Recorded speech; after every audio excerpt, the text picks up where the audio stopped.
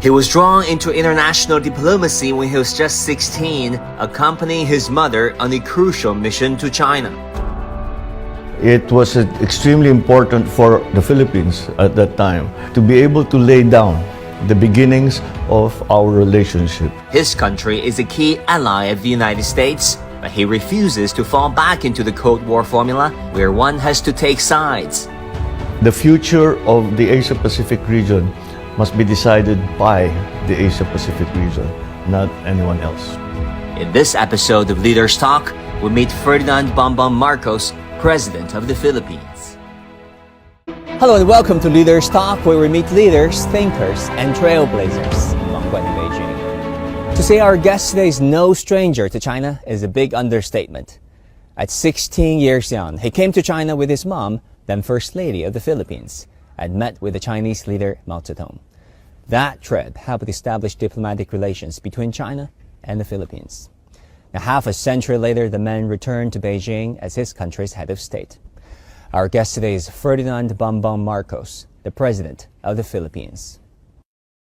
So, President Ferdinand Marcos, welcome to Leaders Talk on CMG. It's an honor. Yeah, it's an honor. Thank you for having me. Yes. You first came to China as a 16 years old. 16 years old with your mom Imelda, yeah, and met with Chinese leaders. Your father was president, of course, back then. If you think about it, half a century has gone by since that trip. Now returning as president yourself back to the city, what kind of memories and emotions are there? It's all very clear in my mind. I will never forget it. How we first arrived in China.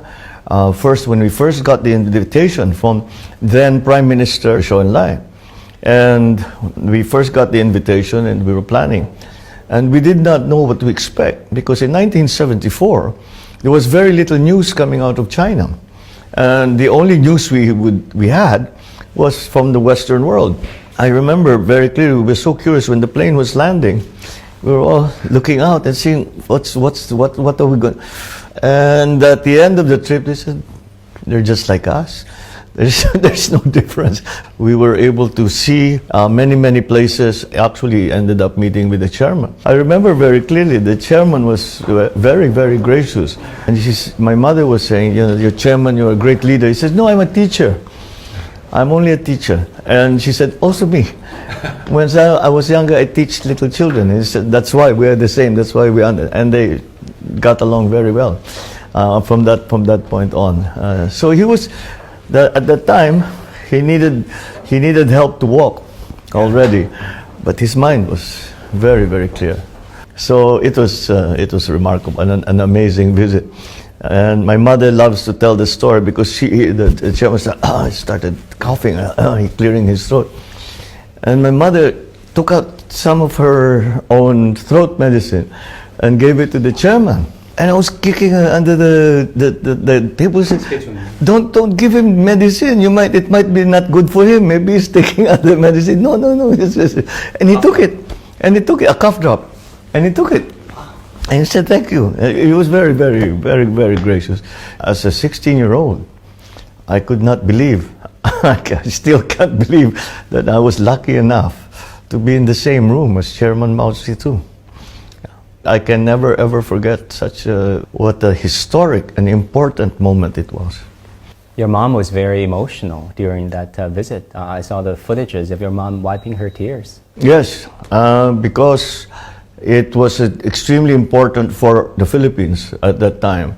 And the graciousness of the invitation of Premier Zhou Enlai, and the hospitality with which we were received, and to finally meet with the chairman, this great leader who we only knew from books and news reports, to finally be able to meet him, and most importantly, to be able to lay down the beginnings of our relationship was something that was overwhelming. So in a way, Mr. President, you were one of the trailblazers of Sino-Philippines relations, even at 16 years young. What kind of a historical lens does that give you to look at China-Philippines relations throughout the decades? Well, first of all, it is one of the most important parts of that experience is to watch China since 1974 until now 2023, and the remarkable progress that China has gone through, and the leadership of the party, of your presidents, that have taken China from what it was in 1974, which is still really very much a rural country, into what China is now, which is an economic powerhouse in the world, has been remarkable. And to have been for the Philippines to have been part of that evolution, because we had already our diplomatic relations, and we were continuing to consult with each other on many levels already beyond the diplomatic level, has been something that I have always watched with great interest, for the simple reason is I want to know what happened to the beginnings that we laid down in 1974. And I can only say that it has grown by leaps and bounds, and I do not see how it will slow down. I think the only way forward is to increase and strengthen and deepen that relationship between our two countries. Marcos's trip to China with his mother when he was a teenager sowed the seeds of what is now a half-century diplomatic relationship between China and the Philippines. In June 2022, shortly after taking office, Marcos called China the most powerful partner of the Philippines. That got some Western analysts vigilant. When the two presidents met in November 2022, President Xi Jinping said China prioritizes advancing the cooperation with the Philippines. And Marcos reciprocated by saying that Manila is committed to working through differences with Beijing and making the relationship stronger. Your administration said your visit will set a tone for China-Philippines relations in the next 5-6 years. What kind of tone do you think has been set? What is the most important outcome of your trip? Well, of course, we are now, all of us, China included, every country in the world is emerging from the pandemic economy. And I think the partnerships that we make as a country, both China, both the Philippines and the other countries, the partnerships we'll make are the ones that will make us stable in this world now that is a little bit confusing. And so that I think gives us further opportunities to strengthen our relationship.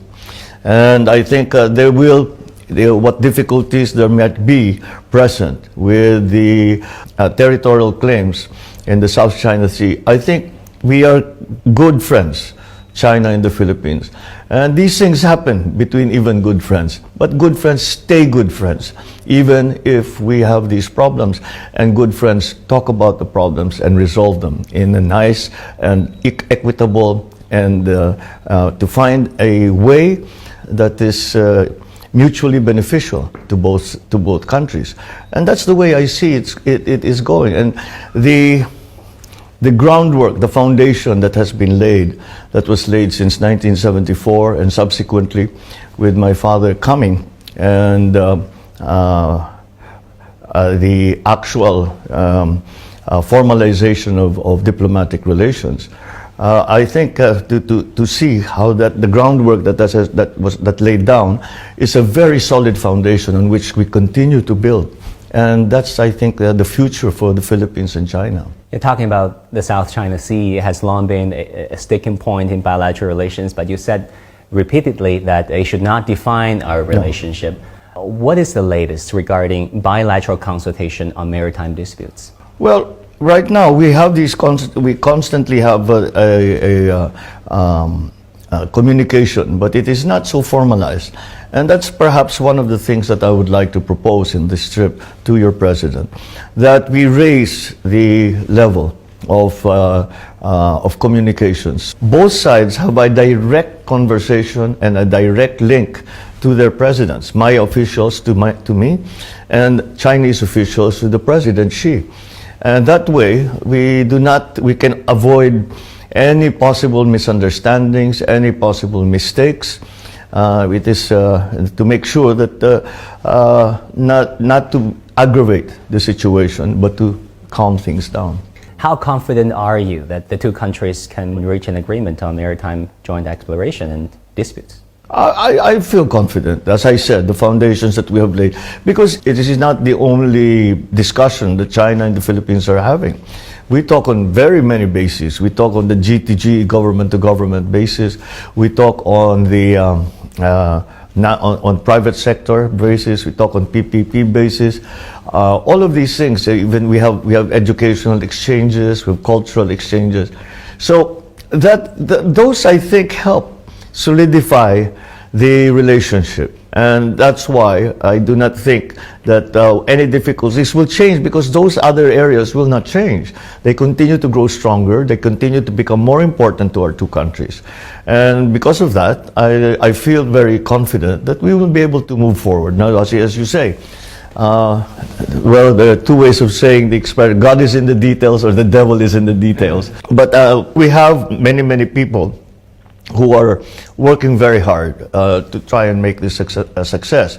I understand that that applies also to the Chinese side, and I think there's good desire from both sides to make it succeed. So, if the two sides are determined and committed to the success of that project, of that program, then we will find a way. I'm confident.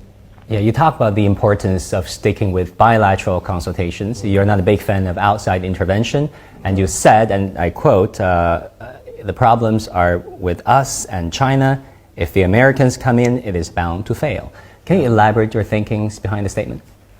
Well, I said that at the point where we were having discussions with China, those in two previous administrations, and it was the Americans offered to be the third party between China and the Philippines, and I said, that's not going to succeed because you're a party in interest.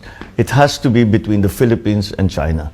It can involve ASEAN, because ASEAN, of course, is part. The claimants. And so, but it has to be someone from the region who has an interest in Asia Pacific, and I think that statement has now evolved into the thinking that the future of the Asia Pacific region must be decided by the Asia Pacific region, not anyone else. Talking about geopolitics, Mr. President, there have been a number of Washington-led initiatives which Beijing considers thinly veiled China containment institutions, such as IPAF on the economic side and AUKUS and Quad on the security side. How necessary do you consider these institutions in this day and age? Well, it's, I guess, a response from the Americans for what they see. The Philippines, again, has a very simple foreign policy. It's a foreign policy that commits itself to peace and that is guided by the national interest. And that national interest dictates that we will not allow ourselves to be drawn back into the old Cold War formula, where one has to take sides. The only side I'm on is Philippine side. Fair enough. Very simple, and I think that is a good guide. During their meeting in Beijing, the two sides issued a joint declaration where 14 agreements were signed. They cover agriculture, energy, infrastructure, and security. The two sides decided to set up a higher-level consultation mechanism to resolve their differences in the South China Sea and to discuss ways to jointly explore maritime resources, including natural gas and oil. The state visit by Marcos also highlighted the development synergy between Beijing and Manila, namely China's Belt and Road Initiative and the Philippines' Build More Better program. You will have met President Xi twice. What kind of a leader do you think he is? Well, clearly he is a very strong, stabilizing leader. It was welcome news for us to hear that during the 20th Party Congress that he was re-elected as president, and that will bring stability to China, which will bring stability to the rest of the region. And that's why I think that there is much that we can do working together in the future. There could be a number of deliverables from your trip. Around a dozen agreements are expected to be signed between China and the Philippines. How important are they, Mr. President? And in what ways do you expect them to translate into tangible benefits for everyday people on both sides? It will translate into benefits for everyday people for the simple reason that we have in the Philippines identified certain areas that are prioritized for development and for our transformation of our economy, for this new economy that's the post-pandemic economy.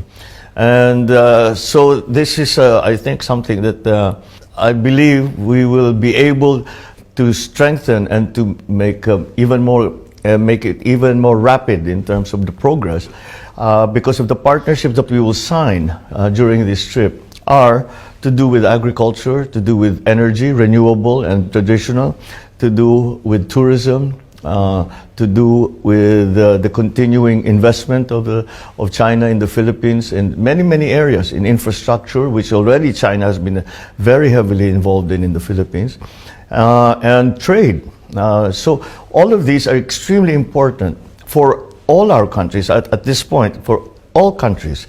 As I said, we try to navigate this rather difficult situation that we are facing around the world. Agriculture has become a high priority for the simple reason that the crisis in food supply and food prices has hit us very hard. It is a surprise still, I think, to many of us that a war very far away, halfway around the world, will affect food prices and food supply in a place like the Philippines. And China has already been of assistance to us because we have actually had many agricultural exchanges. And I remember many years ago, in the time of President Estrada, we were the only recipient of the rice hybrid. Hybrid rice, yeah. Yes, that was brought to the Philippines. It was actually tested. I was governor of the province then. How are they helping the Philippines? In the northern part of the Philippines. And we tested the hybrid rice, and the yields were very high. So it's been going. We've been doing this for a long time, but there is new technology. There are new techniques. There are new strategies. There are new varieties. Yeah, many people don't know this, but Mr. President, you're also the Minister of Agriculture. Yes. It's quite a juggle.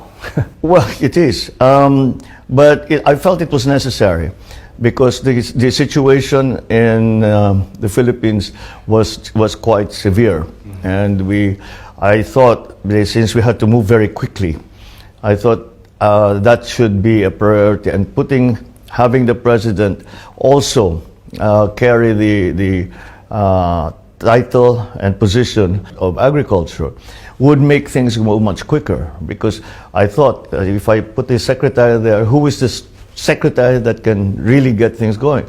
And I said, the president is the only person in government that nobody can say no to. So I will be the secretary, and I will make sure that and we have made some very serious progress.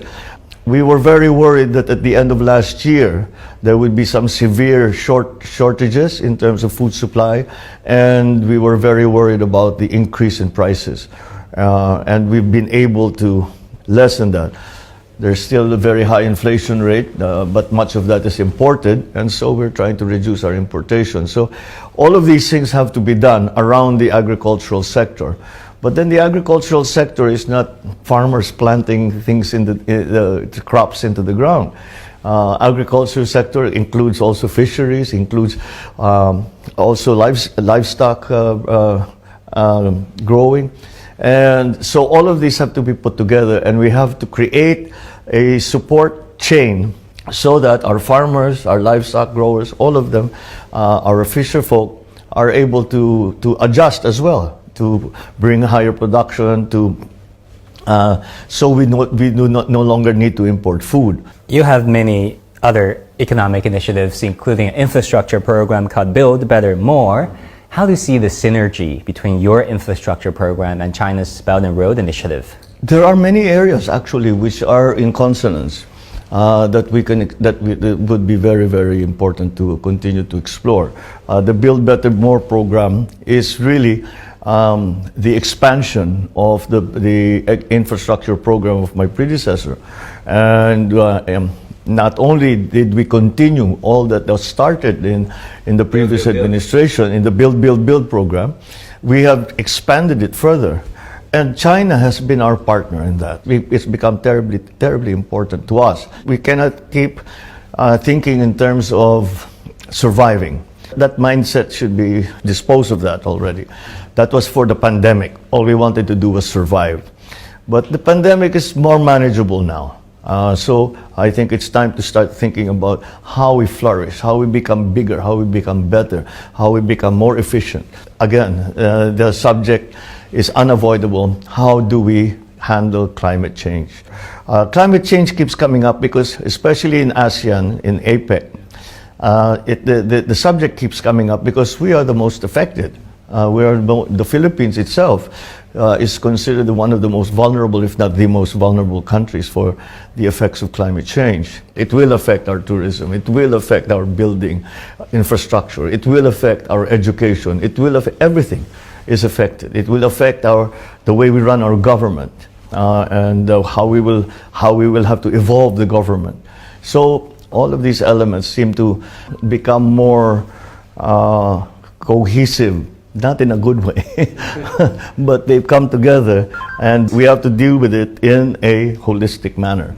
One last question. A lot of Chinese are craving for their first overseas trips, and now that we're moving beyond COVID, as president, maybe you can give them some tips on why Philippines. We have been hosting you. Before the pandemic began, there were about 1.5 million Chinese who would come to visit the Philippines. And we hope that in the future you will come and visit us again, and even bigger numbers as we miss you, and we think that you come to the Philippines, that you will again enjoy the beauty of our country, and much more importantly, the kindness and hospitality of our people.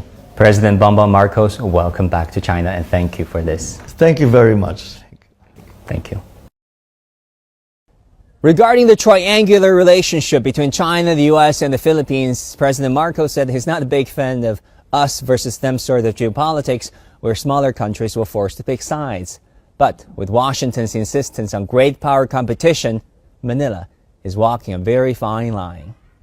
Thank you for watching this episode of Leaders Talk. I'll see you again next time.